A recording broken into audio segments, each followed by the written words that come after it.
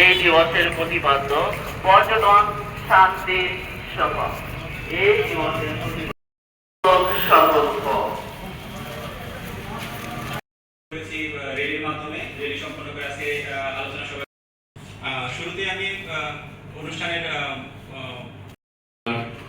মাননীয় জেলা প্রশাসক ডক্টর মাননীয় কর্মকর্তাবৃন্দ, জেলা পর্যায়ের কর্মকর্তাবৃন্দ, 18 কোটি লোক, কিন্তু আমাদের যে টুরিস্ট স্পটগুলো আছে পর্যটন খাতটিকে বিকশিত করতে পারে।